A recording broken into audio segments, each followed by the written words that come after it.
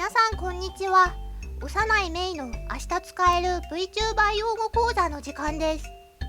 皆さん街を歩いていたら突然バーチャル YouTuber に話しかけられたけど全然言葉がわからないなんてことはありませんか？このコーナーではそんな場面でも困らないよう明日から使える VTuber 界隈の専門用語やパワーワードを紹介します。最初の用語はこちら。バビ肉、バーチャル美少女受肉、もしくはバーチャル美少年受肉の略。自分の理想とする姿の仮想アバターを手に入れること。美少女になったおじさん同士がイチャイチャすることが可能になった。バビ肉と聞くと猫前さんやマグロナ様が有名だよね。技術力が上がって仮想世界ならどんな姿にもなれる時代になったってことか。すごいなあ。バーチャルの可能性を感じる。みんなもバビ肉してなりたい自分になろう。メイも男の子になってみたいな。収益化。一定の条件を満たしたチャンネルは YouTube から収益化対象として認められ、動画に広告がつくようになる。時期によっては審査が遅いこともしばしば。YouTube 運営を好きなことで生きていけるようになる。確かに動画見るとき広告入ったりするよね。ちなみにメイも収益化審査が7月に通ってました。やったぜ。清楚。本来はすっきりと清らかな様を表す言葉。VTuber 界隈では清楚と呼ばれるものは全て清楚。本当に清楚かどうかは深く考えてはいけない。清楚ってよく聞くよね。月のミトちゃんとかシスタークレアちゃんとかをイメージしちゃうな。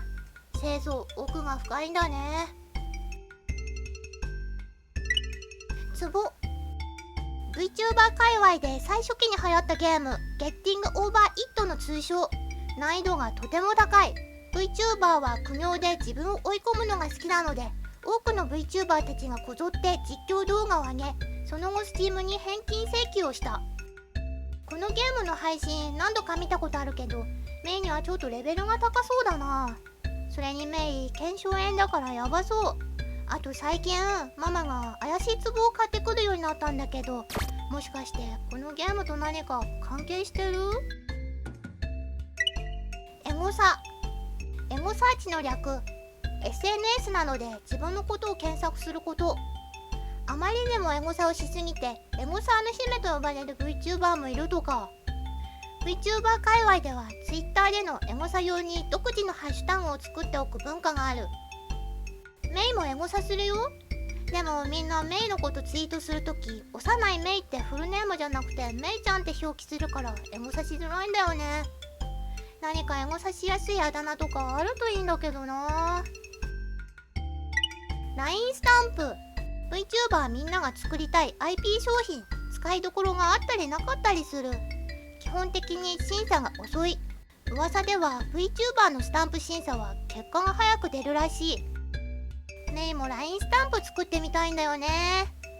メイらしいスタンプといえば豆腐オンファイヤーとか、あとはなんだろう、ちょっと考えてみようっと。ペヤング激辛マックス。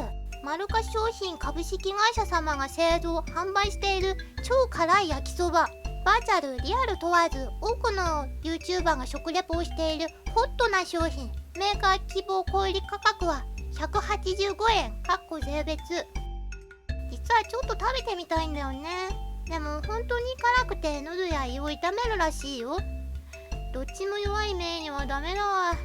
他の VTuber さんも気をつけてね。でもうちのお姉ちゃんは辛いものが好きだから平然と食べてたよ。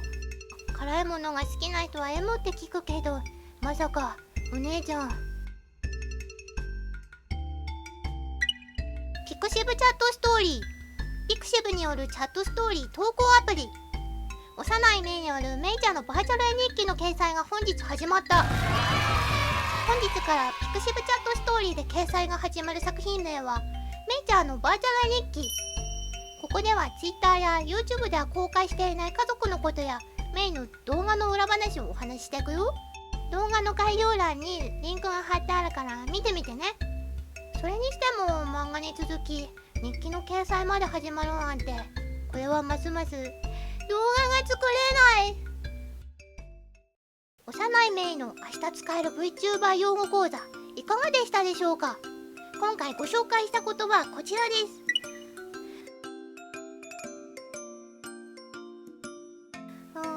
世の中には知らない言葉が溢れてるな。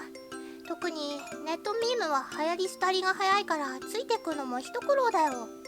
でもそんな単語をみんなに紹介できたらきっとみんなに役に立つと思うから、これからもこんな感じで紹介できたらいいな。以上、明日使える VTuber 用語講座でした。それではさようなら。